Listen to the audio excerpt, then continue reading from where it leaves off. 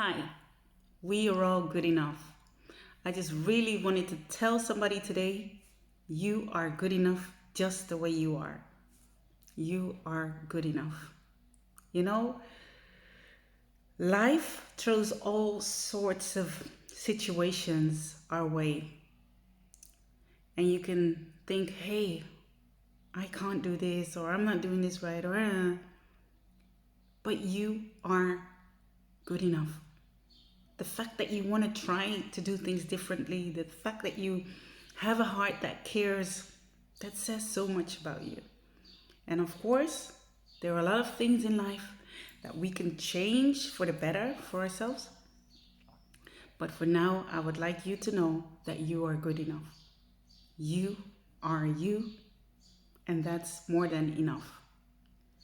You know, when I think about parenting, I'm a mother of 5 children.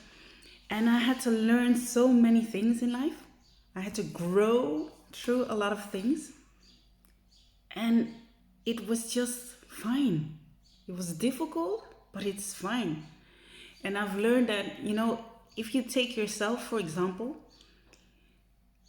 when you want to learn something new, how many times you can fall and get up, fall and get up.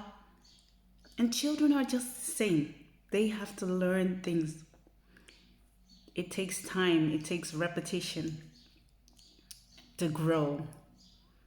And the best thing we can do as parents is give them that space to grow, to learn things.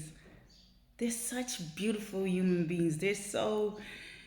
When you really take the time to let go of wanting things your way in life, also in raising children, you really get to see so many beautiful things happening. And I also realized that communication is so important. Really taking time to listen to what people have to say. Even young children know that in your heart, no matter how young someone is, you can always learn from somebody. You see things in a new way. I always say children teach us whole a lot of new levels in life. They teach us a lot. If you're willing and open to see that, to accept that, and don't have that like I'm the parent. They have to listen to me. They have to. Give people space to grow, to really figure out who they want to be, who they are. Because yes, we are blessed with children, are blessed with whatever situation we're in, but I've learned that life gets so much easier when you give people space to find out, to figure out who they are. Of course, we can guide them. In case of children, we can guide them.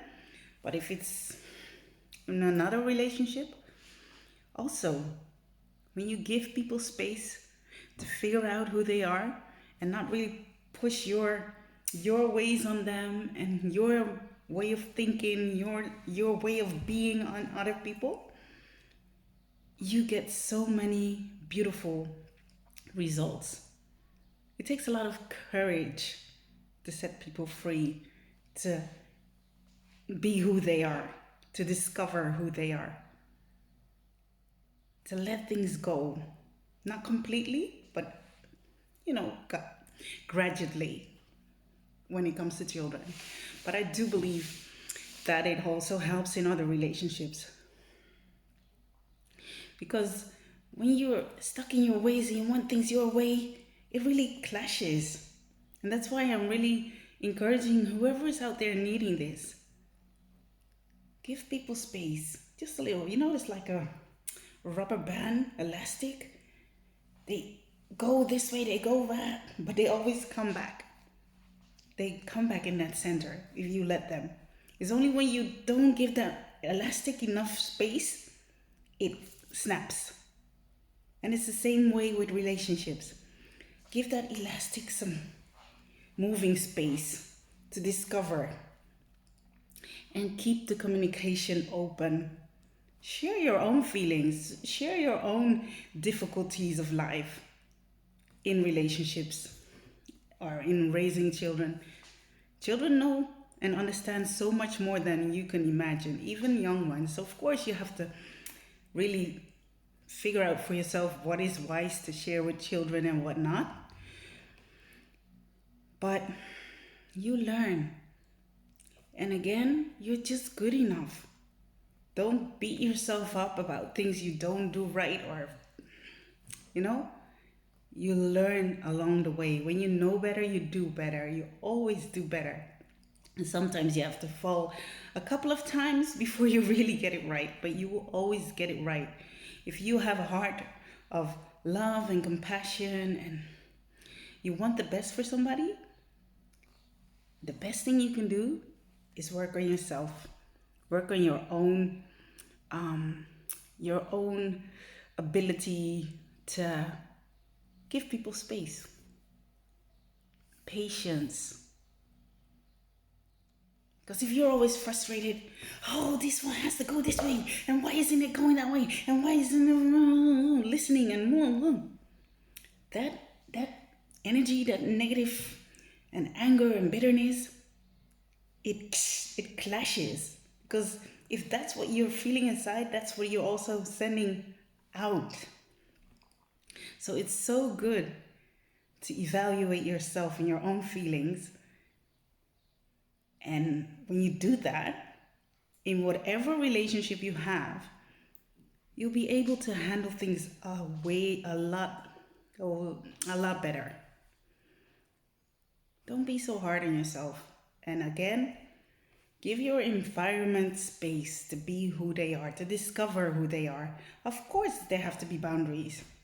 I mean, I'm a mother of 5. I repeat, I used to be, why can't they clean up, tidy up their room, or put those shoes there, or nag. And I was being so upset and hurt. Why aren't they helping me in this house? And then I figured out, Lise, it's not that they don't want to. Children are just in different stages of their lives. And of course, they're always going to try to choose the easy way. And sometimes I would be like, why am I upsetting myself like this? Why am I fretting myself? Just do what I have to do to keep my peace and teach them. Because a lot of things you can teach people by showing them. And sometimes it takes a little bit longer for them to see things and change things. Because then you'll be like, how long am I supposed to do this? But with that mindset and with that negative energy, things don't change. It's miraculous how it works, that when you start to change the way you think, the way you feel, and that you send out that kind of energy into your home, into your environment, into your friendships, relationships, a lot of things change. It starts with us. It's a painful truth sometimes. Ouch. You have to learn to look in your mirror and see, what kind of energy am I sending out? Give people space to discover who they are and to learn things. Faith comes by hearing things. And with children, you have to repeat things. You could think, I've said this 1,000 times. But that's how they learn. You know, a baby doesn't speak till they're 18 months maybe. But all those times, all those 18 months, everything you've been saying to them, what they've been hearing around them, they kind of put it in their brain. They save it. And all of a sudden they can speak. And it's the same thing with things we try to teach our children or teach our environment. Sometimes we talk, but don't nag and complain. Just talk, communicate,